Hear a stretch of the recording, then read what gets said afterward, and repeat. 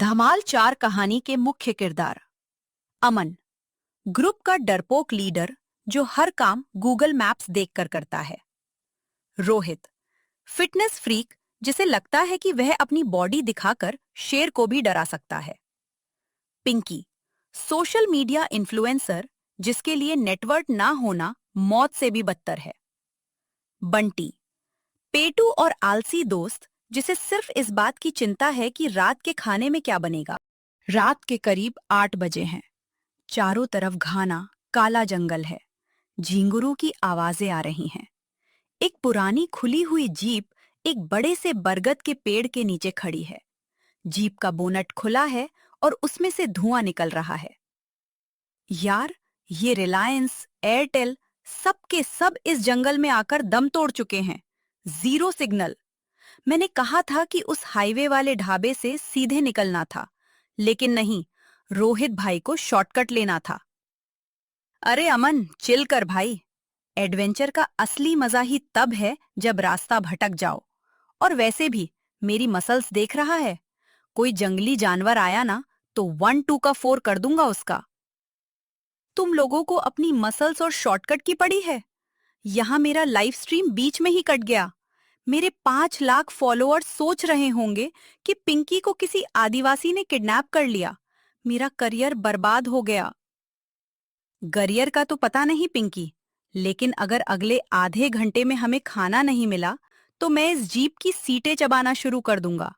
वैसे हम हैं कहाँ? चारों दोस्त गाड़ी से उतरकर कुछ ही दूरी पर बने एक पुराने लावारिस लकड़ी के मचान कैंपिंग साइट के पास आते हैं। यहाँ एक पुराना तंबू लगा है और बीच में आग जलाने की जगह बनी है। सीन अब इसी जगह पर ठहर जाता है। अमन, देखो, गाड़ी तो सुबह से पहले ठीक नहीं होगी। हमें यही रात बितानी पड़ेगी। बंटी, वो चिप्स बंद कर और सूखी लकड़ियां ढूंढ। बंटी, मैं अंधेरे में कहीं नहीं जा रहा। अभी अभी मुझे उस झाड़ी के पीछे से किसी के हंसने की आवाज आई। पिंकी, डर कर रोहित के पीछे छुपते हुए। हंसने की? इस जंगल में? कहीं वो चुड़ैल तो नहीं जिसके पैर उल्टे होते हैं? मैंने रील देखी थी एक। रोहित, अरे डरपोक लोगो, वो लकड़बग्गा होगा। वो ऐसे ही हंसते हैं। रुको, मैं आग जलाता हूं। रोहित माचिस निकालता है, लेकिन जैसे ही वह आग जलाने की कोशिश करता है, ऊपर पेड़ से एक बड़ा सा चमगादड़ नीचे गिरता है। रोहित, अम्मा! रोहित छलांग मारकर सीधे बंटी की गोद में कूद जाता है। बंटी, रोहित को संभालते हुए, क्यों भाई? अभी तो तुम शेर को 1-2 का 4 सिखा रहे थे। चमगादड़ देखकर सीधे मेरी गोद में। अमन, चलो, कम से कम आग तो जल गई। आग जल चुकी है। चारों दोस्त आग के चारों तरफ लकड़ी के लट्ठों पर बैठ जाते हैं। माहौल थोड़ा शांत होता है, लेकिन जंगल की रहस्यमयी आवाजें जारी हैं। पिंकी, यार, नेटवर्क नहीं है तो टाइम पास कैसे करें? चलो एक दूसरे को डरावनी कहानियां सुनाते हैं। अमन, नहीं पिंकी, इस माहौल में वो सब ठीक नहीं है। वैसे तुम लोगों ने इस जंगल का नाम सुना है? इसे शैतानी कोना कहते हैं। कहते हैं यहाँ सालों पहले एक रसोइया आया था जो भूखा मर गया। तब से उसकी आत्मा यहाँ आने वालों से खाना मांगती है। बंटी के हाथ से चिप्स का पैकेट छूट जाता है। बंटी, अमन, ऐसी बकवास बातें मत कर।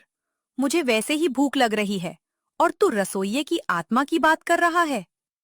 तभी अचानक झाड़ियों में एक जोरदार सरसराहट होती है। Sir, sir. रोहित, कौन है वहां? सामने आओ। मेरे पास एक जलती हुई लकड़ी है। झाड़ियों में से एक अजीब सा छोटा सा जीव बाहर निकलता है। वो एक छोटा जंगली खरगोश है। पिंकी, ओ माय गॉड, कितना क्यूट है। काश मैं इसकी फोटो इंस्टाग्राम पर डाल पाती। #जंगल लाइफ। बंटी, क्यूट गया तेल लेने। ये मेरा चिप्स का पैकेट लेकर भाग रहा है। ओए खरगोश, रुक! बंटी खरगोश के पीछे भागने ही वाला होता है कि पेड़ के ऊपर से एक भारी आवाज आती है। सबकी नजरें ऊपर पेड़ की तरफ जाती हैं। अंधेरे में दो चमकती हुई आंखें दिखाई दे रही हैं। अमन, भाइयों और उनकी बहनों, मुझे लगता है कि ऊपर कोई बंदर नहीं है। पिंकी, तो क्या है, भूत? रोहित, मैं देखता हूं। रोहित हिम्मत दिखाकर पेड़ के तने के पास जाता है और अपनी जेब से टॉर्च निकालकर ऊपर चमकाता है। वहां एक बड़ा सा उल्लू बैठा है जो अपनी गर्दन को 180 डिग्री पर घुमा रहा है। बंटी, थैंक गॉड, सिर्फ उल्लू है। मुझे लगा मेरी बिरयानी का भूत आ गया। अमन, लेकिन सोचो, अगर हम यहाँ 3 दिन तक फंसे रहे तो क्या होगा? ना पानी है, ना खाना। रोहित, अरे, मैन वर्सेस वाइल्ड नहीं देखा क्या? जंगल में रहने के लिए हमें कीड़े मकोड़े खाना सीखना होगा, प्रोटीन होता है उसमें। पिंकी, छी, रोहित, अगर तुमने कीड़ा खाया तो मैं तुमसे जिंदगी भर बात नहीं करूंगी। बंटी, रोहित भाई, तू कीड़े खा ले, मेरे हिस्से का चिकन भी तू ही रख लेना। मैं तो घास खाकर सो जाऊंगा। दृश्य 5, आधी रात का सस्पेंस और वो आवाज। रात के करीब 2 बजे हैं। आग अब धीमी हो चुकी है। चारों दोस्त एक दूसरे से सटकर बैठे हैं क्योंकि ठंड बढ़ गई है। अचानक जंगल में दूर से किसी के चलने की आवाज आती है। थाप, थाप, थाप। ये किसी छोटे जानवर की आवाज नहीं है, ये कोई बहुत भारी चीज है। अमन, सब शांत हो जाओ, कोई आ रहा है। पिंकी, मम्मी, मुझे घर जाना है। मैं पापा से कहूंगी कि मुझे कभी ट्रिप पर ना भेजें।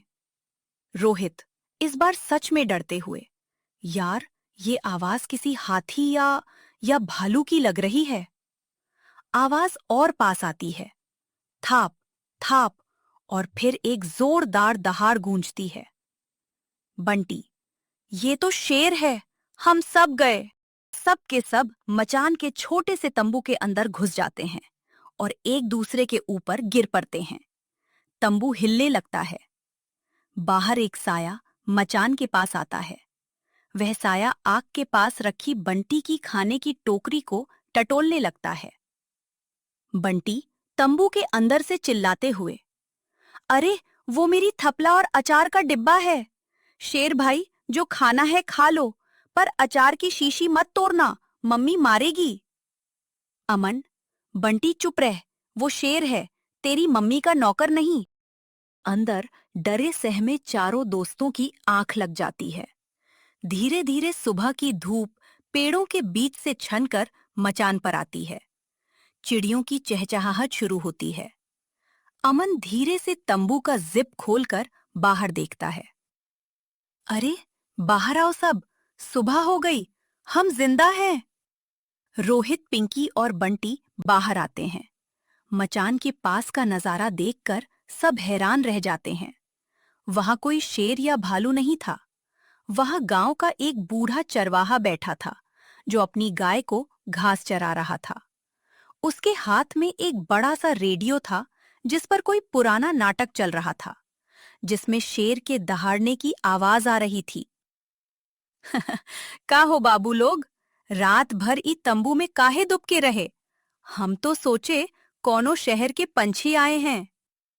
अरे चाचा, वो रात को दहाड़ने की आवाज कहाँ से आ रही थी? अरे ई तो रेडियो पर शिकारी और शेर का नाटक आ रहा था। हम रात को गाय ढूंढ रहे थे तो सोचे थोड़ा रेडियो सुन ले। ओ माय गॉड, नेटवर्क आ गया। चाचा, 1 मिनट रुकना, मेरे साथ रील बनाओ। वेलकम टू जंगल का सस्पेंस खत्म।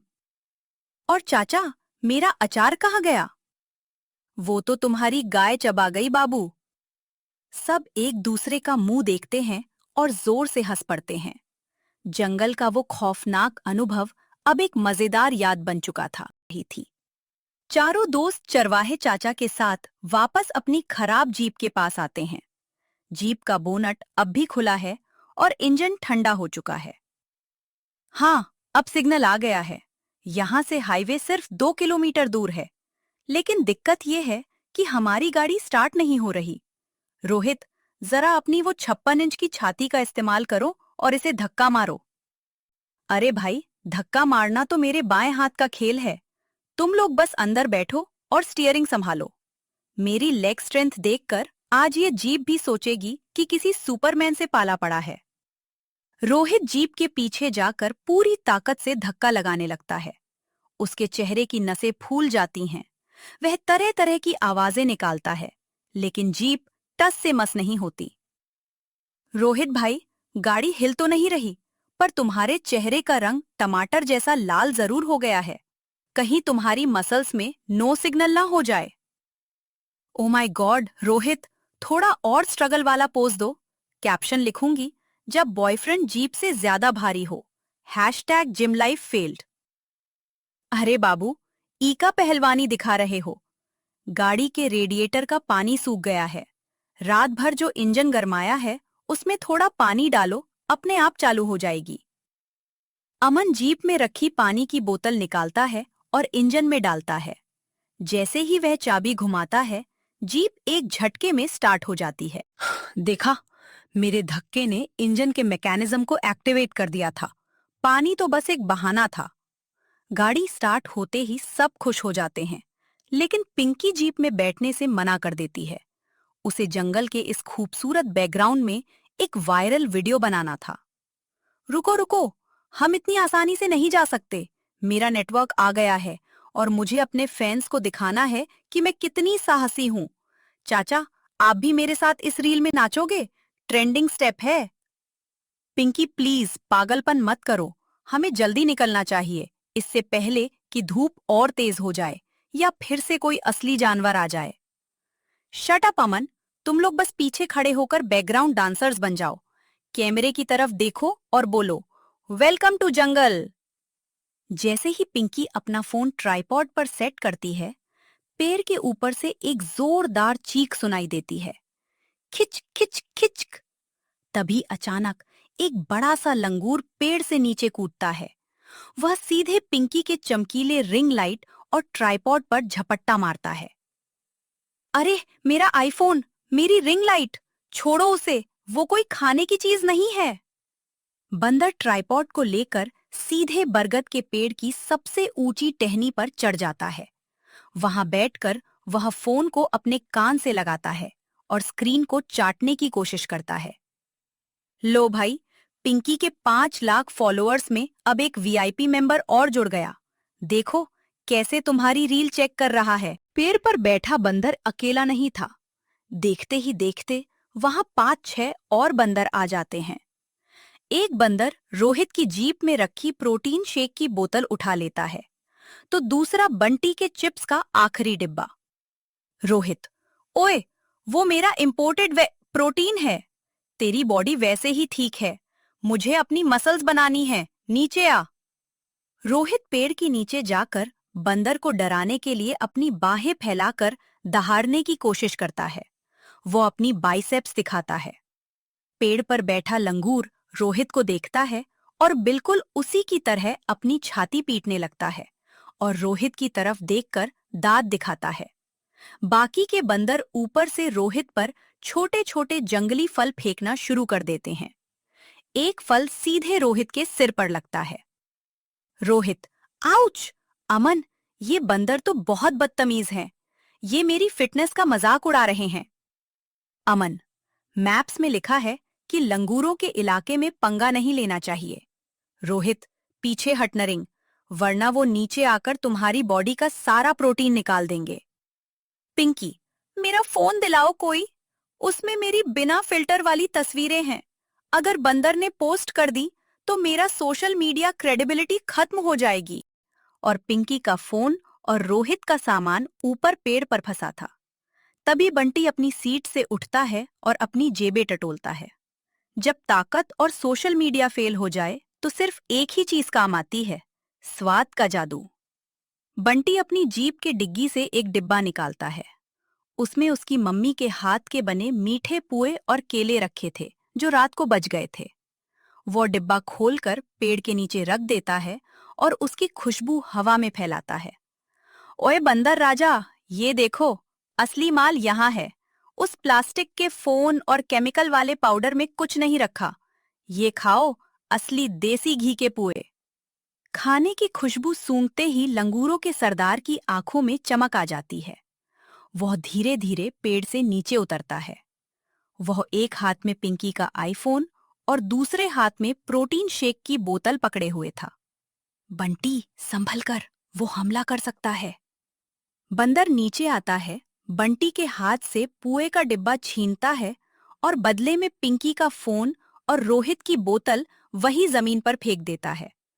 फोन फेंकते ही पिंकी झपट कर उसे उठा लेती है। थैंक गॉड, मेरा फोन सही सलामत है। बंटी, आज से तुम मेरे फेवरेट दोस्त हो। फोन तो मिल गया पिंकी, लेकिन मेरी मम्मी के हाथ के पुए चले गए। इस दुख की भरपाई सिर्फ हाईवे वाले ढाबे पर बटर चिकन ही कर सकता है। जीप स्टार्ट थी, सामान वापस मिल चुका था और बंदर अपने पुए खाने में व्यस्त थे। चारों दोस्त तुरंत जीप में बैठते हैं। चरवाहा चाचा अपनी गाय को लेकर मुस्कुराते हुए उन्हें विदा करते हैं। चरवाहा चाचा, जाओ बाबू लोग, अब सीधे शहर जाना और अगली बार शॉर्टकट के चक्कर में शिकारी और शेर का नाटक मत सुन लेना। अमन जीप की रफ्तार बढ़ाता है। जीप घने बरगद के पेड़ को पीछे छोड़ते हुए पक्के हाईवे की तरफ दौड़ने लगती है। ठंडी हवा उनके चेहरों को छूती है। पिंकी, गाइज, मैंने रील पोस्ट कर दी। कैप्शन डाला है, जंगल में डाकू बंदरों से आमना सामना, बंटी बना मसीहा। देखो, सिर्फ 2 मिनट में 10,000 लाइक्स आ गए। रोहित, और मेरी मसल्स के बारे में कुछ लिखा या नहीं? पिंकी, हाँ लिखा है ना। रोहित की मसल्स देखकर बंदरों ने उसे अपना नया लीडर मान लिया था। सब एक बार फिर जोर से हंस पड़ते हैं। जीप अब हाईवे पर आ चुकी थी।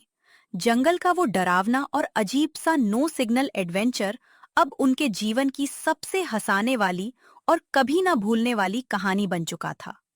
जीप शहर की तरफ बढ़ती है और दूर पीछे जंगल की खामोशी में एक बार फिर चिड़ियों की चहचहाहट गूंज उठती है।